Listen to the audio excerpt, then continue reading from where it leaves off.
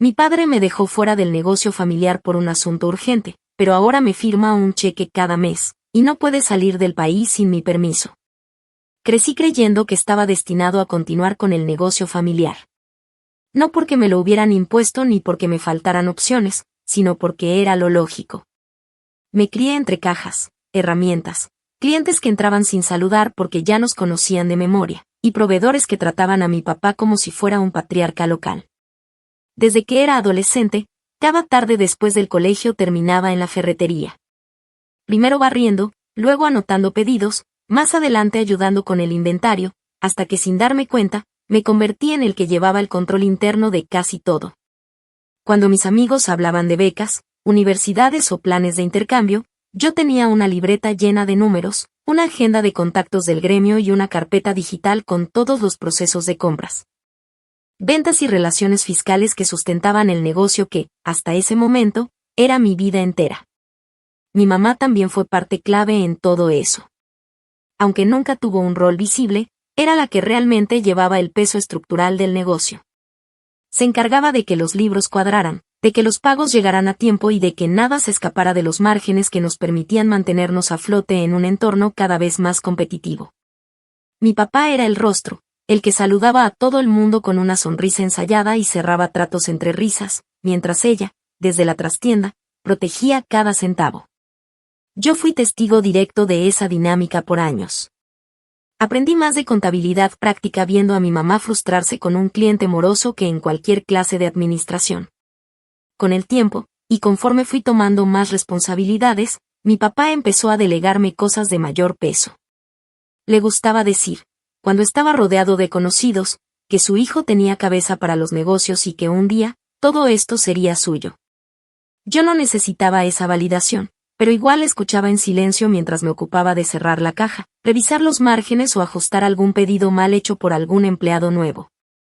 No había espacio para el ego, ni para preguntas. Todo parecía fluir con una naturalidad tan automática que nunca me cuestioné si de verdad me lo estaba ganando o si simplemente era parte del proceso lógico de la sucesión familiar. La verdad, tampoco me importaba. Sentía que estaba haciendo lo correcto y que lo hacía bien.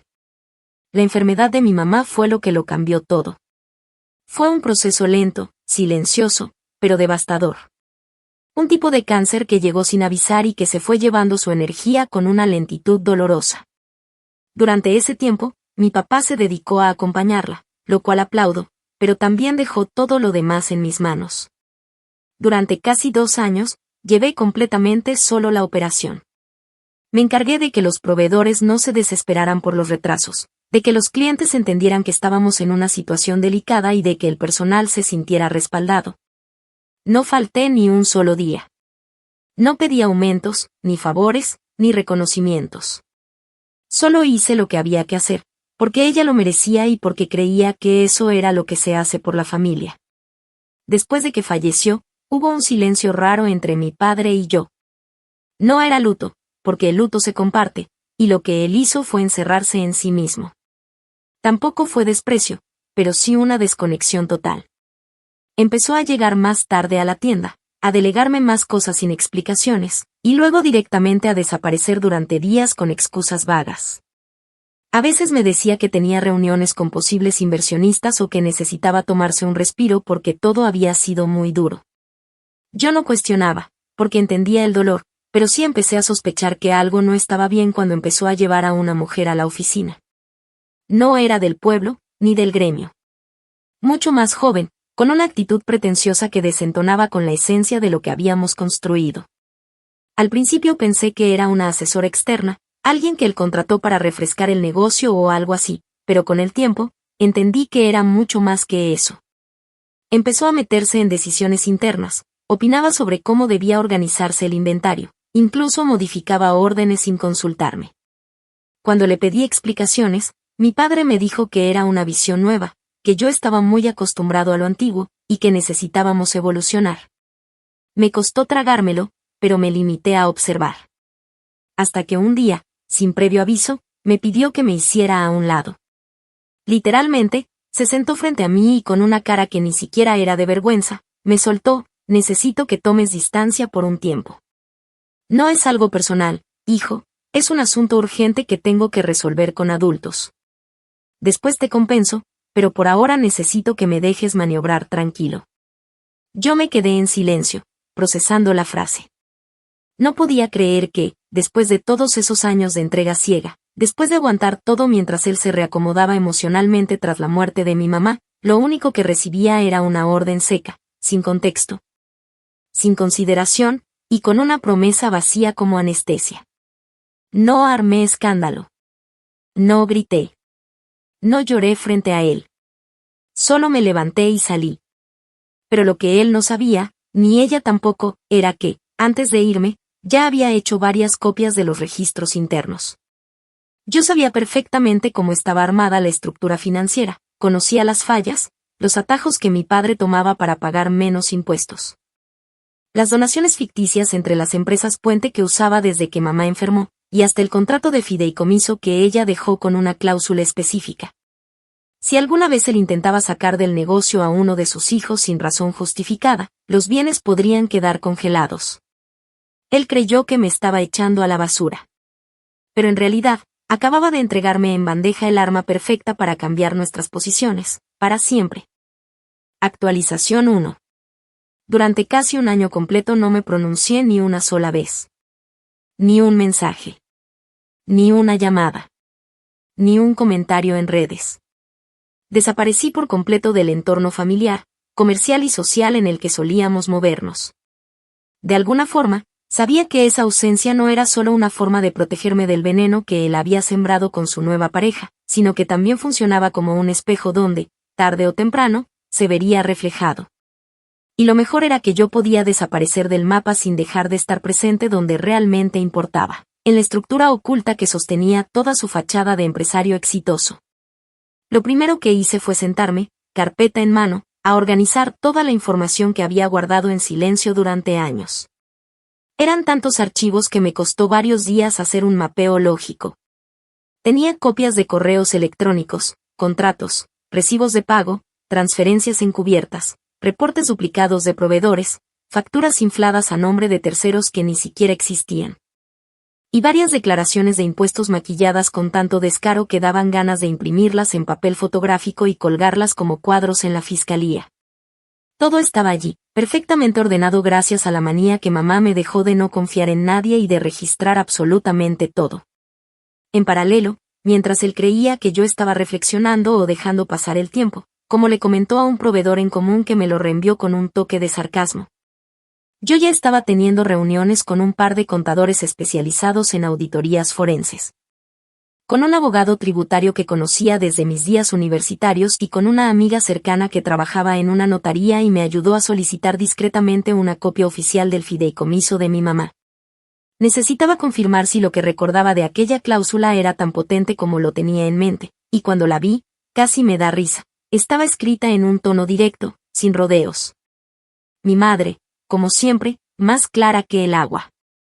En caso de exclusión injustificada, cualquier transferencia patrimonial quedaría sujeta a revisión legal, de comprobarse mala fe, se ejecutarían medidas de protección de bienes. Con eso en la mano, me preparé para mover las piezas, pero con estrategia. No se trataba de venganza impulsiva, ni de escándalos públicos. No.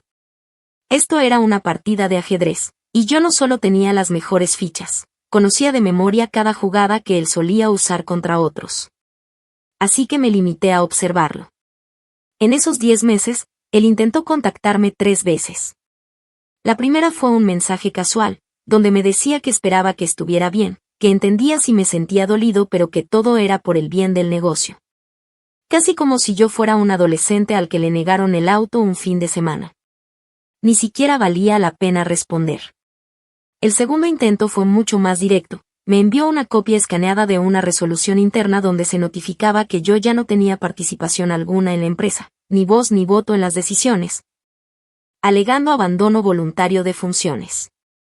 La firma que aparecía ahí supuestamente era mía, lo cual fue tan estúpido como útil, porque me sirvió para activar la primera alerta legal por falsificación de firma. Esa fue la señal de que ya se estaba poniendo nervioso. La tercera fue la mejor. Un correo que parecía redactado por un asesor de imagen más que por él. Usaba frases como esperamos que en el futuro podamos reintegrarte de alguna forma y los cambios actuales no invalidan tus aportes pasados. Cínico, falso, pretencioso. Le respondí con una frase que sabía que lo iba a atormentar, no por su contenido, sino por su ambigüedad: gracias por tu interés. Estoy bien. En su momento, conversaremos. Mientras tanto, espero que estés manejando todo con la seriedad que amerita. No volvió a escribirme. Supongo que entendió que algo se movía, pero no sabía el qué. Perfecto. Pasé a la siguiente fase. Solicité una revisión formal del registro de la empresa ante la Cámara de Comercio. Detecté 3 movimientos ilegales, uno que trasladaba acciones mías a una tercera persona que resultó ser la prima de la novia nueva, sin domicilio registrado, sin actividad económica real, una pantalla. Otro donde modificaban una de las razones sociales para abrir una nueva línea de crédito y otro más donde se omitía el fideicomiso como parte del capital original. Todos esos papeles estaban firmados digitalmente con una clave que, según el documento, era mía. Solo que yo nunca la autoricé. Y eso, ante la ley, es una bomba lista para explotar. En paralelo, uno de los proveedores históricos me alertó de algo que me dio el empujón final. Me dijo que en una reunión reciente, el nuevo equipo de asesoría había mencionado que iban a comenzar una expansión con un préstamo considerable, usando como garantía una propiedad que estaba, aún sin que él lo supiera, sujeta al fideicomiso de mamá. Es decir, estaba a punto de hipotecar algo que legalmente no le pertenecía del todo, y todo con una estructura jurídica tan endeble que podía hundirlo en cuestión de semanas si se tocaba el punto exacto. Así que lo hice. Presenté la denuncia por falsificación de firma. Entregué copia del contrato fiduciario. Solicité una revisión fiscal con base en movimientos financieros sospechosos y registré un reclamo formal ante la entidad bancaria que había recibido la solicitud de hipoteca. Todo sin levantar la voz, sin cámaras, sin redes sociales. Porque la verdadera venganza no necesita ruido. Solo estrategia, paciencia, y saber exactamente dónde apretar para que el otro empiece a asfixiarse sin que se note desde afuera. Esa noche dormí como no lo hacía desde la muerte de mamá. No por alegría. Ni por orgullo. Sino porque supe, con certeza, que esa era apenas la primera ficha que iba a caer. Y que esta vez, él no tenía cómo mover ninguna. Actualización 2. Tardaron casi 3 meses en notificarle formalmente la denuncia por falsificación, aunque sabía perfectamente que desde el momento en que ingresó la solicitud de revisión a la superintendencia, algo se le torció en el semblante. Según me contaron 2 empleados que aún le guardaban cierto afecto pero también mucha más lealtad a mi mamá, y que por supuesto, me mantenían al tanto en silencio, empezó a comportarse errático, a gritar por cosas mínimas, a cuestionar informes que él mismo había aprobado semanas antes y a encerrarse en su oficina más horas de lo habitual, como si pudiera encontrar alguna solución mágica al desastre que apenas estaba comenzando a perfilarse. Me dijeron que la mujer que ahora figuraba como asesora de estrategia había dejado de aparecer por la tienda con la misma frecuencia, y que cuando lo hacía, lo único que buscaba era acceso a las cuentas internas o justificar más egresos para su campaña de renovación. No le alcanzaban las excusas ni las sonrisas. Cuando recibió la citación judicial, no solo se enteró de que iba a enfrentar una denuncia penal por uso de firma digital sin autorización, sino que además se abría oficialmente una investigación paralela por inconsistencias fiscales acumuladas durante los últimos 2 años. Ese fue el primer golpe. El real. El que ya no podía disimular. La investigación no solo implicaba una auditoría exhaustiva a sus movimientos bancarios y empresariales, sino que además implicaba una revisión patrimonial detallada, con visitas programadas y sorpresivas, incluyendo una que terminó con el congelamiento preventivo de una de sus cuentas principales, donde movía el dinero de la empresa paralela que había abierto con la excusa de diversificar. Lo curioso es que nunca notificó esa sociedad a la autoridad tributaria, y menos aún al banco matriz que le había aprobado una línea de crédito reciente. Era una bola de nieve mal construida, sin fundamentos, sostenida por pura soberbia. Lo supe porque yo mismo presenté esa sociedad como prueba secundaria, anexando contratos donde aparecía como representante legal su nueva pareja, y donde se usaba el mismo proveedor y el mismo flujo de mercancía que en la empresa original. Literalmente estaban triangulando ventas para ocultar ganancias, moviendo facturación de un lado a otro como si los entes reguladores fueran ciegos. Lo irónico es que, de no haberme echado de esa forma tan ridícula, quizás yo mismo habría detectado el error y le habría salvado el pellejo, como hice tantas veces en el pasado. Pero ya no estaba para rescatarlo. No más.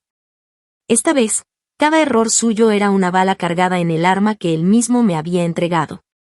Cuando llegó el día de la audiencia preliminar, me aseguré de no estar presente.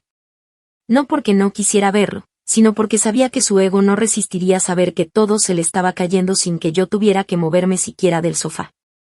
Me contaron que llegó vestido de traje, pero sin esa arrogancia habitual. Que estaba pálido, casi desencajado. Que intentó mostrarse tranquilo pero que se le notaba la tensión en las manos. Su abogado, uno de esos conocidos de toda la vida que había trabajado con él desde los tiempos de mi mamá, trató de apelar a una supuesta confusión. Alegando que la firma digital estaba autorizada en un entorno familiar de confianza, pero fue en vano. Porque la firma en cuestión había sido usada para modificar no solo la participación societaria, sino también para abrir cuentas y emitir documentos con implicaciones fiscales. No era un simple malentendido doméstico. Era un fraude en toda regla. Después de esa audiencia, la situación escaló rápido. Le fue negado el permiso para salir del país hasta que se aclararan las causas judiciales, y se le impuso una restricción de movimiento para evitar la manipulación de pruebas o la fuga de información. Básicamente, estaba confinado a un cerco legal del que ya no podía salir sin una autorización directa del juez. Por primera vez en su vida, mi padre, el mismo que solía hacer y deshacer a su antojo, necesitaba permiso para moverse. Literalmente. Y esa autorización tenía que salir firmada por el mismo despacho donde yo, por recomendación de mi abogado, había solicitado ser parte como testigo con interés legítimo, gracias a la cláusula del fideicomiso. Él trató de hablar conmigo. Me mandó un mensaje de voz, uno torpe, nervioso, donde me pedía que pensara en todo lo que habíamos vivido juntos, que no había sido su intención hacerme daño y que lo mejor era que resolviéramos esto en privado. Como familia. Dijo que estaba dispuesto a firmar lo que fuera necesario para compensarme, con tal de que yo retirara las acusaciones. No pude evitar sonreír mientras escuchaba. No porque me alegrara el sufrimiento, sino porque me pareció poético que usara esas palabras justo él, que hace un año me había echado como si yo fuera un empleado más, como si mis años de entrega no valieran ni un café. Respondí con la misma frialdad con la que él me había tratado entonces. Le escribí: tú dijiste que esto era un asunto urgente de adultos. Yo también lo creo. La respuesta fue un silencio prolongado.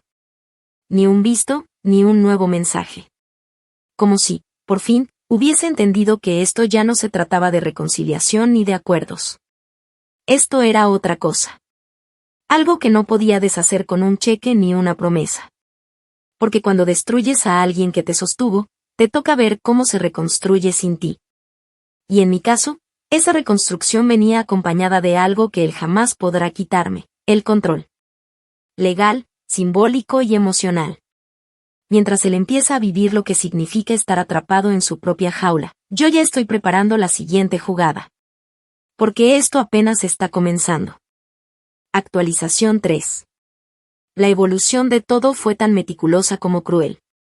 A esta altura ya no se trataba únicamente de una denuncia por falsificación de firma ni de una simple revisión fiscal. Lo que empezó a materializarse fue una red completa de consecuencias acumuladas que, poco a poco, empezaron a estrangular su vida desde dentro.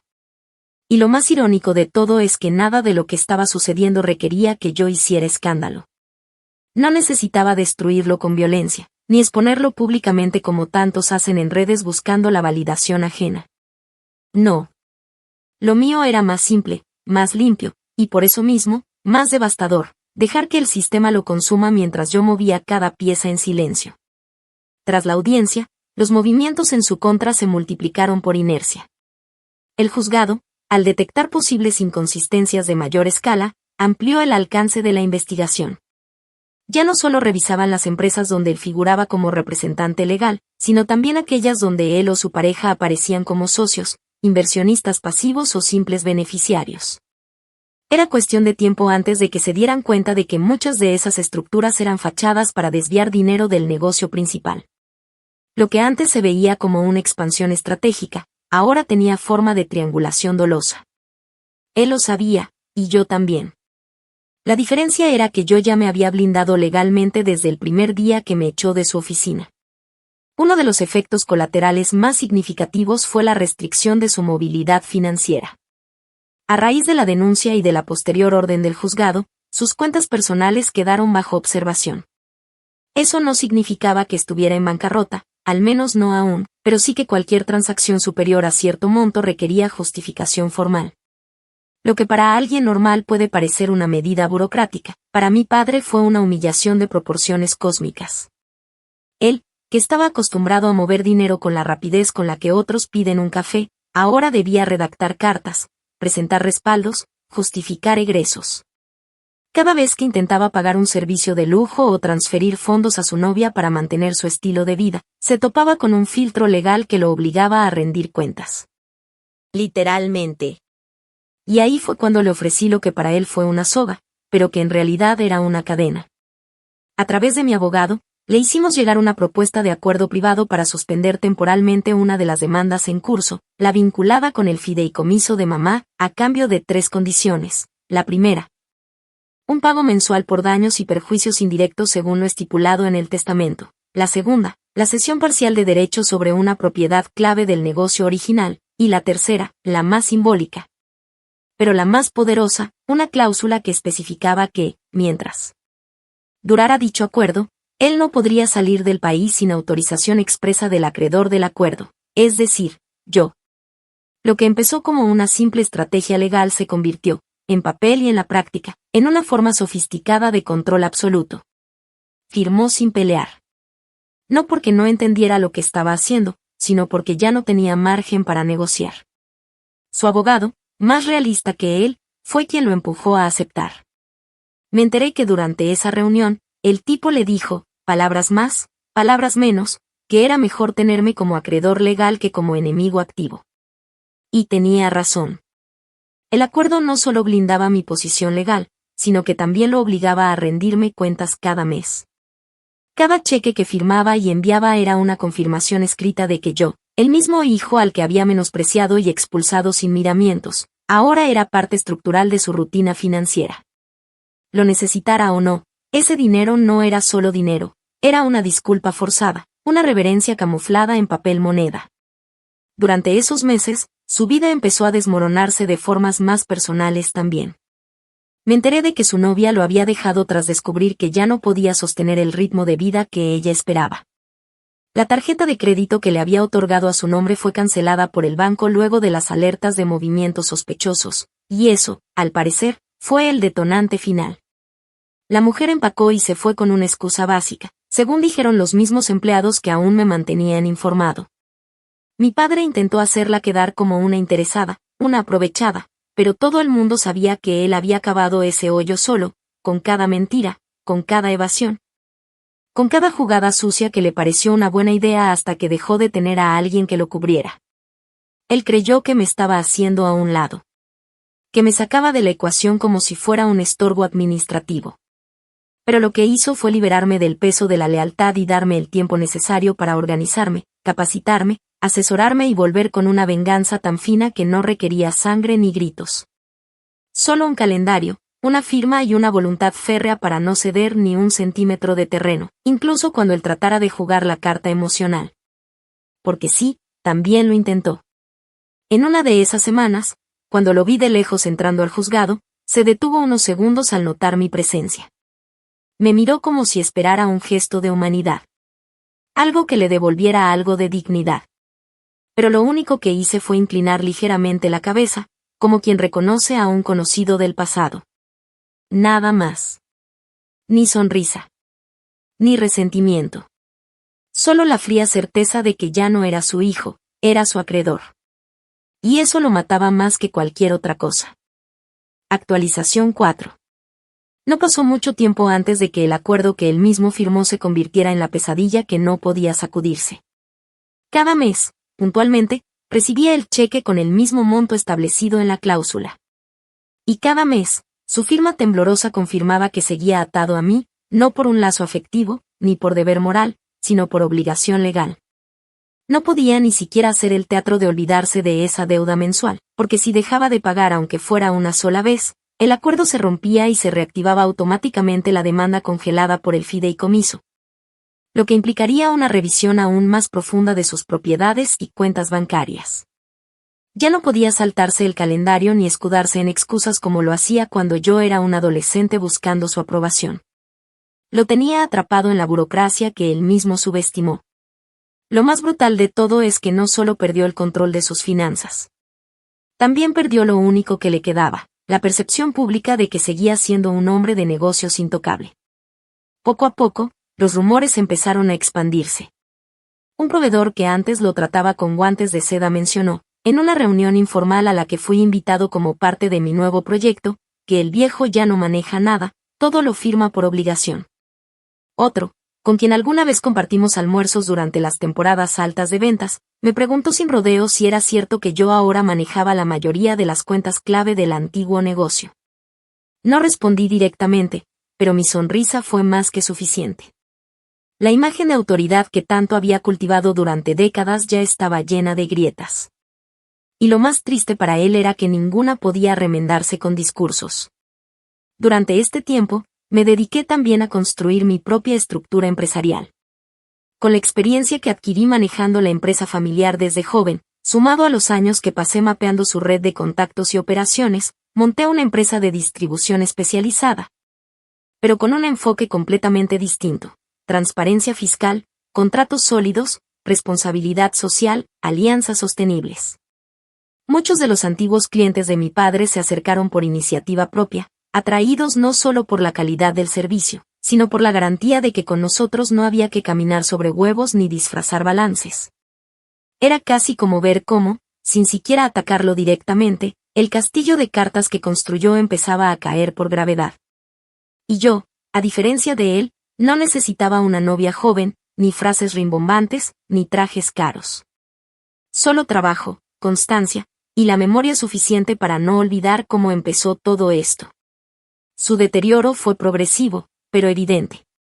Ya no se le veía en las reuniones del gremio. No asistía a eventos sociales, ni siquiera a los familiares. Empezó a rechazar invitaciones con excusas cada vez más vagas.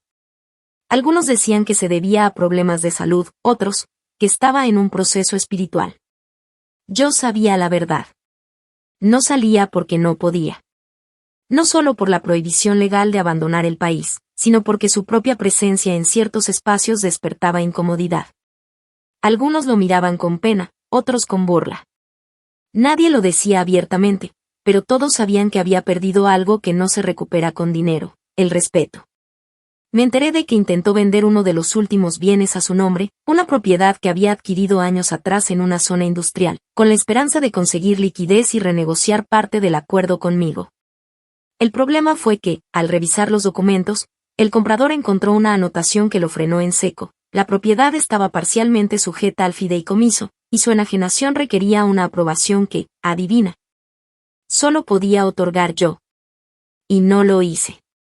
No porque me interesara bloquear su venta per se, sino porque sabía que esa negativa le enviaría un mensaje mucho más poderoso que cualquier palabra. Que yo estaba ahí. Que seguía observando. Que no se trataba de dinero. Se trataba de devolverle, con precisión quirúrgica, cada una de las humillaciones que él creyó que podía imponerme sin consecuencias.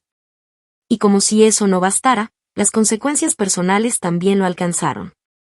Un día recibí un mensaje de voz de mi tía, hermana menor de mi papá, que siempre fue neutral en todo esto. Me dijo, con un tono casi maternal, que quizás ya era hora de perdonar, que tu papá no es el mismo de antes, está más débil, más solo, más callado. Me habló de su presión alta, de su falta de apetito, de cómo se sentaba por horas en el porche sin hablar, como si esperara que alguien llegara a rescatarlo. Lo escuché todo, sin interrumpirla. Al final me preguntó si podía visitarlo, si había forma de que habláramos al menos una vez, sin abogados ni documentos. Le respondí con la misma cortesía: no estoy interesado en visitas. Ya tuvo sus oportunidades. Ahora yo estoy ocupado haciendo lo que él nunca me permitió, crecer sin pedir permiso. La conversación terminó ahí. No hubo gritos, ni lágrimas. Solo una certeza amarga, él estaba solo porque lo eligió. Porque me dejó fuera cuando más lo necesitaba. Porque vendió nuestra historia por una promesa vacía. Y ahora, cada día que pasa, cada vez que se sienta frente a su escritorio a firmar ese cheque mensual, sabe que no hay redención posible. Que no importa si enferma, si envejece o si se arrepiente. Lo que hizo tuvo consecuencias. Y yo soy la consecuencia que tendrá que enfrentar el resto de su vida. Sin dramatismo. Sin violencia. Solo con la fría y constante presión de saber que ya no es dueño de nada. Ni de su legado. Ni de su libertad. Ni de mí. Actualización final. No necesito mirar el calendario para saber que es el día del mes en que llega el cheque. El sobre siempre tiene el mismo aspecto, sellado con exactitud, el membrete legal al frente, y esa firma inevitable que, aunque ya ha perdido el trazo firme que alguna vez lo caracterizó, sigue estampada con la misma intención silenciosa, una obligación que nunca podrá esquivar. No los gasto. Ni siquiera los toco más allá de lo estrictamente necesario para archivarlos. Cada uno de esos pagos representa un acto de sumisión, una rendición burocrática, una reverencia impuesta. Son, para mí, más valiosos como símbolo que como dinero. Una vez al año, los escaneo todos y los ordeno en una carpeta virtual que he nombrado lecciones, por si algún día tengo que explicarle a alguien por qué elegí no perdonar. Hoy la empresa que construí desde cero es una de las distribuidoras más respetadas del centro del país. Y no es porque tenga el mejor logo, ni porque regale promociones, ni por marketing. Es porque detrás de cada proveedor, de cada socio, hay una red de confianza real, un equipo sólido, contratos claros y contabilidad limpia. Me propuse, desde el principio, no repetir sus errores. No caer en el ego, ni en el desprecio por los detalles, ni mucho menos en esa falsa superioridad con la que él justificó cada abuso, cada exclusión, cada palabra que me dirigió desde arriba. Nunca volví a presentarme como el hijo de, ni como el heredero de nada. Me gané cada cliente con el trabajo que durante años hice a la sombra de un hombre que nunca entendió que el verdadero poder está en saber cuándo no usarlo. En una ocasión, uno de los nuevos proveedores me confesó, sin saber del todo quién era yo, que trabajó brevemente con mi padre. Me dijo que lo conoció cuando todavía se creía invencible, y que lo dejó porque no soportaba su forma de hablar de los demás como si fueran herramientas desechables. No respondí nada. Solo me limité a escuchar. Lo que más me impactó no fue su historia, sino el tono con el que la contaba. Ya no había rabia, ni resentimiento. Solo una mezcla de lástima y distancia. Como si hablara de alguien que ya no está. Y, en cierto modo, así es. El hombre que yo conocí como mi padre, el que se pavoneaba en los eventos, el que decía frases como yo levanté esto con mis propias manos mientras ignoraba que fueron las manos de mi madre las que evitaron el derrumbe. Ya no existe. Lo que queda ahora es una figura marchita, atrapada en la rutina de una deuda que nunca dejará de pagar.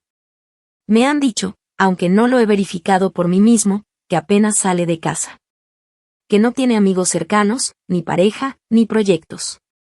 Que su rutina se limita a caminar por el mismo barrio donde antes lo saludaban con entusiasmo, y ahora apenas le lanzan miradas incómodas.